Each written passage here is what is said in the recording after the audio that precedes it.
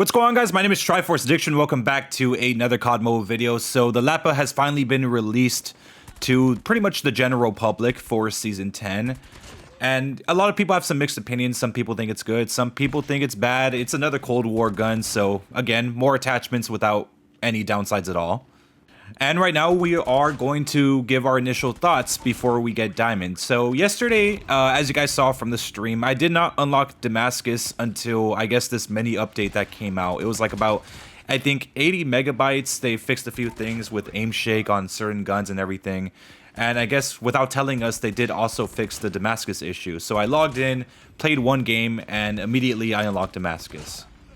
It did kind of confuse me a bit because I assumed that I would get Damascus right away, you know, once I got gold on the gun, but this one was kind of more confusing because typically you don't unlock Damascus if there's like 2 different weapons within a season. So you have to like wait until the next weapon comes out and then get that one gold so you could get Damascus.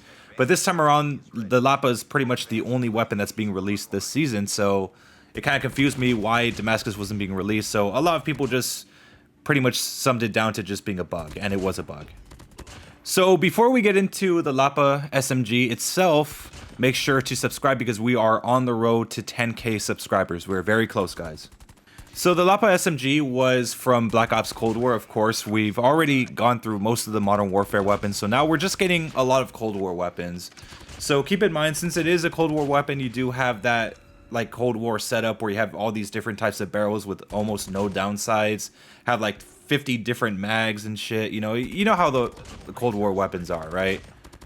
So Lapa was like a, I believe it was like a DLC type of SMG. It didn't come out in Cold War right away. It was like one of those things that was released in a later season. I think it was probably one of the last ones that got released in that game.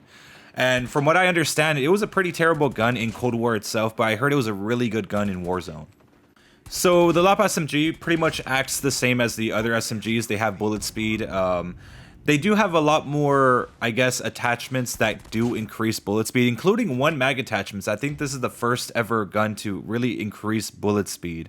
I don't think the M13 does that anymore, but yes, there is a new mag called the AX Primer mag. Basically, it reduces it down from 30 bullets to 25, but it gives you like 33% more bullet speed and the faster reload. You could use that with like a different mag that may not have a bullet speed increasing property, which can help, but at the same time it's useless since it only has 25 bullets.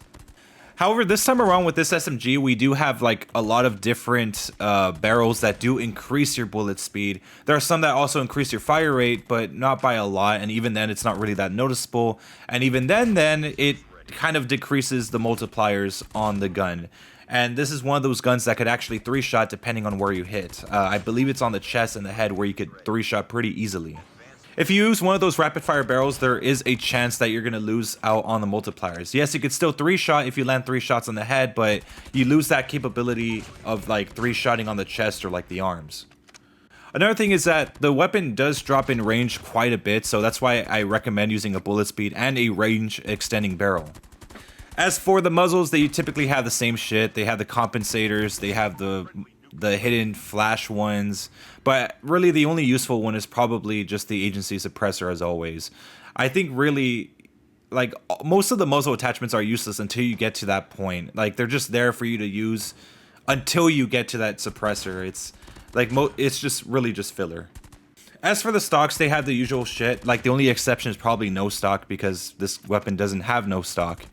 It does have this new stock called the Bandit stock, but it just has the same properties as the Agile stock, which is kind of weird. I mean, why don't you just put those properties on the Agile stock like every other Agile stock in the game? So they kind of made like a new attachment for no reason. The grips, I don't really think I have to get into the grips. They're the same ones, you know, the non-slip foregrip, you know, the one that gives you more flinch control. The other one that gives you like a crazy amount of ADS speed and everything. It's just the same stuff as usual. But as for the mags, oh my god, dude, there's just so many of them. They have like a 30 round fast mag. They have like the AX Primer, the one that I mentioned that gives you bullet speed. Then they have the 40 round, then the 50 round, and then like the 46 fast reload, and then like a 37 fast reload. There's just so many fucking mags with this gun, I swear to god. And finally for the lasers, same shit, same grips, everything. But anyways, let's talk about the challenges. So there's nothing really interesting about them. They're the same as any usual SMG. You probably get it done before you even get those 400 kills if you have like the XP cards to do so. Hipfires are pretty easy for the most part. Even if you have like the green laser, it's just incredible. It's almost like cordite levels of good. If anything, it might be even better. I mean, it seems like you almost never miss if you hipfire.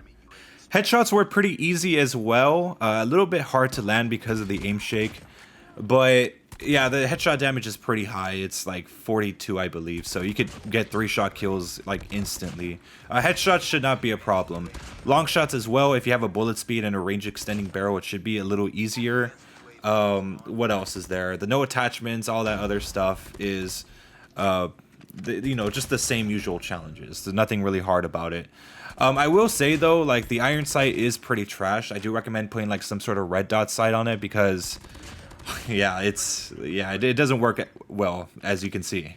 And that's something that you guys do have to keep in mind with the Cold War guns, since I do have experience in that game. There are a lot of weapons that have very shitty iron sights. I think even the EM2 or that one that's coming out next season is probably going to have a shitty iron sight. And again, it's going to have a mythic, so for all of you guys that are skin collectors, you probably will get that anyway, so it won't be a problem for you. But for all of you free-to-play players out there, dude, it's going to be a fucking pain in the ass. But again, they could probably modify it and make it a little better, but yeah, for the most part, most of the Cold War weapons, like from here on out, might actually have very shitty iron sights. Basically, the 80s were a pretty dark time for guns.